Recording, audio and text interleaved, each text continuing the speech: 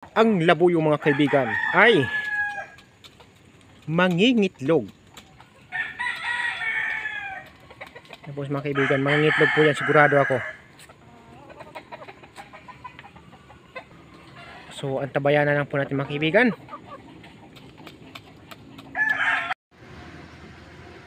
So yan po mga kaibigan, yung labuyo natin ay mukhang mangingitlog na. Ayan, zoom natin ang camera. Actual video ng pangingitlog ng labuyo na inahin. Ayan. Ayan po mga kaibigan, tingnan natin. Mukhang nangitlog na nga.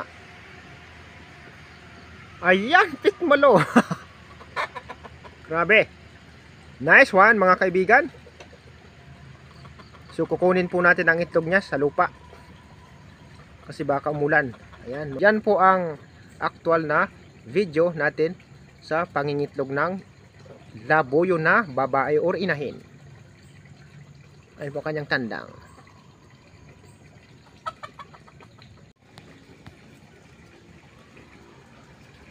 Ang ating labuyo na inahin na nangitlog mga kaibigan. So nangitlog po yan mga kaibigan hapon.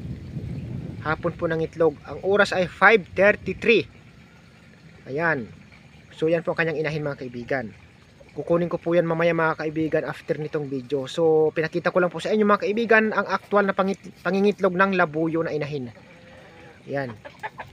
So kukunin ko na lang po ang itlog na yan dahil baka mabasag na naman po mga kaibigan kapag naapak-apakan po nila. Wala po kasi siyang pugaran. Pag nilalagyan ko po kasi ng pugaran dito sa timba mga kaibigan niya na green, problema, kahit nakatungo na yung green natin na timba, hindi po niya pinapasukan. Mas gusto niyang mangitlog sa lupa mga kaibigan. So pag linalagyan ko naman po ng kusot, tinatanggal naman po niya. Sulong lupa lang po ang gusto niya. So kaya ang ginawa ko, pinabayaan ko na lang.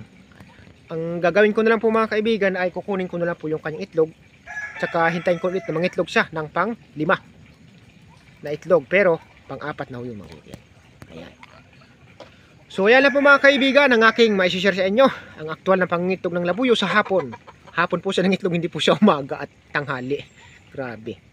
Mag-aalas 6 na po maya-maya mga kaibigan. Ngayon na po ako nakasaksi ng labuyo na nangingitlog ng hapon mga kaibigan. Ayan.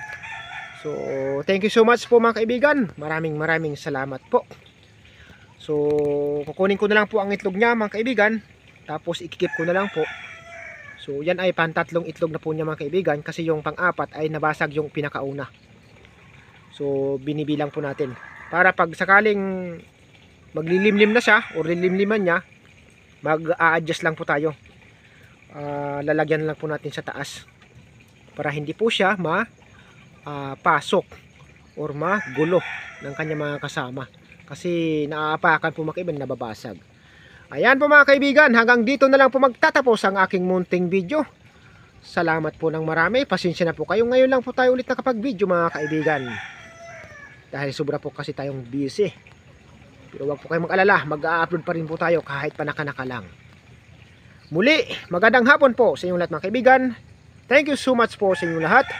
God bless us all. Bye-bye.